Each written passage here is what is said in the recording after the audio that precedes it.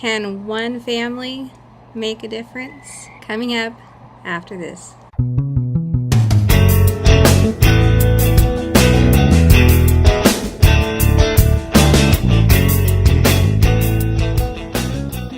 Hi, I'm Cian Cosell from St. Fiacre's Farm Artisan Loose Leaf Teas. Today we are going to share with you a little bit about the family that changed the way that we do things on our farm. When we first moved here, there wasn't a whole lot of farm here, and the first few things we put in were some raised beds, and then about a year later we put our 42-foot long greenhouse in, and then a year or two later we started gardening in our front yard. We were growing food the way that most farmers grow food, by tilling up the soil and planting seed right in the ground. But the only problem was that's a lot of work to run the rototiller around the garden every year and to deal with the grass, and planting seeds in the ground wasn't going really good for us because we have so much clay, which was the original reason for the greenhouse and the raised beds. And then somewhere in there we decided to get laying hens and start so that we could have our own eggs right from our yard. Our hens spent most of the time in our small pasture, and then they went to roost up in the barn,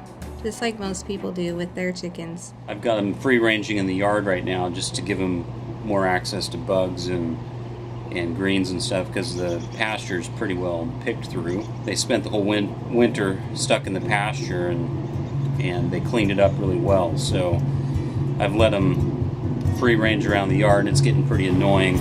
Any of you that have chickens know that they don't really respect anything. And then one day I was looking online for something about chickens. What was that? How to save money on chicken food.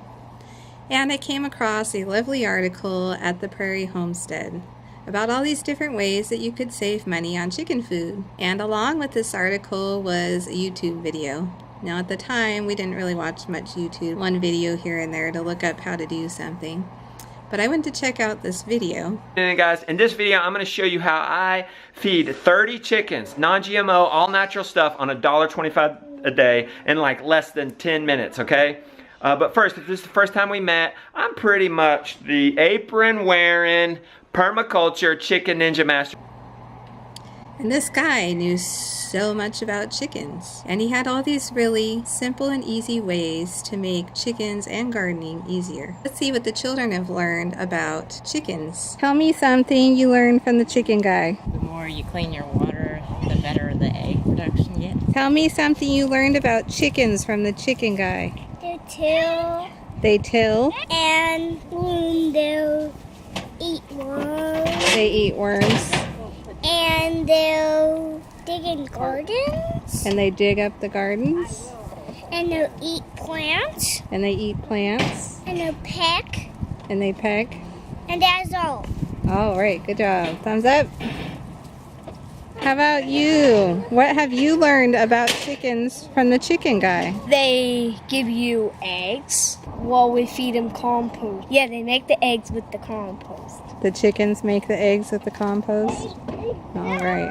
And what did you learn, Linus? They till your garden, they fertilize your plants. And what does the farmer have to say? Are you glad we got this chicken netting? It's been useful so far. I don't know how else we would do this. I was trying to remember what we did before. Can't remember. Yeah, I guess so, huh? Roosting in the barn. I'm going to share with you 5 things that I learned about raising chickens from Abundant Permaculture. The biggest thing that I learned is that chickens can save us time.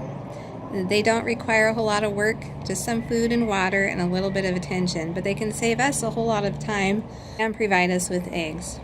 Now the way they can save us time is by taking the chickens out of the stagnant coop in the barn and moving their coop around the garden. That's right, we're going to put the chickens in our garden, and there's a few reasons we're going to do that. By putting the chickens in the garden, they give us lots back, not just eggs. So the chickens will scratch in the garden and till up the garden. They provide a low-till method, which doesn't disturb the soil too bad, and so we get to keep all of those fun microbes under there, and nutrients, things like worms and bugs and all that good stuff. And by doing that, it builds up the soil. Speaking of building up the soil, the chickens also manure while they're scratching around, and that provides extra nutrients to the garden in the way of compost. And all those nutrients that they save us by their low-till method and by all the nutrients that they put into the garden, we get more nutrient-dense food out of our garden without having to buy, say, steer manure like I do for my greenhouse. The second thing that we learned from Abundant Permaculture and the Rhodes family is that by working with nature, by putting the chickens in the garden so that they can do what they like to do, it works better for us because it's saving us all that time. Permaculture is about taking things, making them work together. So the chickens we took out of the coop and we moved them around the garden, and now the garden is doing better and we have a whole lot less work, and the chickens are a lot happier and we get eggs out of it. We've also learned that permaculture can be used in the orchard by spacing different varieties of trees next to each other to prevent pests. The third thing that we have learned from this family is that nature is modest and nature likes to be covered. And so when you till a garden, you have all the soil exposed and you bring up a lot of weed seed, and so most likely grass is going to grow back and it's going to create a lot of weeding. So by the low till that the chickens give, and then by adding a thick mulch on the top, we don't have to deal with the weed seed. And it keeps the ground covered, and so nothing unwanted grows back. The fourth thing that Abundant Permaculture inspired us with is to just plant. Just plant something wherever you are. If it's herbs in the windowsill, or if it's a tomato in a drain ditch like we did in one of our places, whatever it is, just plant something or lots of something in whatever space you have. Fill the space up with lots of something.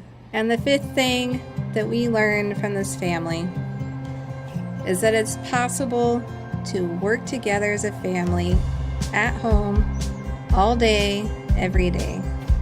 And that it's not only good for the children to have that experience and exposure to the animals and to the garden, and to having parents to instruct them all day in just how things grow and how to care for animals, but that it's also possible to make a living while doing this, and that it just takes a lot of hard work and dedication, and most of all, faith. So can one family make a difference? We think so. This family's made a difference in how we do things on the farm, and helped inspired us to go after the things that we wanted for our family, and to see that it's actually possible to do that. We hope that one of our videos maybe will inspire someone else to just plant, or to just start that business that you've been waiting to start, or to homeschool your children that you wish you could teach, or even to learn to grow and make your own herbal tea. So what do you think? Can one family make a difference? Let us know down in the video comments below. Thanks for joining us on the farm, and we will see you next time. St. Fiacre's Farm. Fiacre. Fiacre? Fiacre. Fiacre. Thanks for joining us on the farm.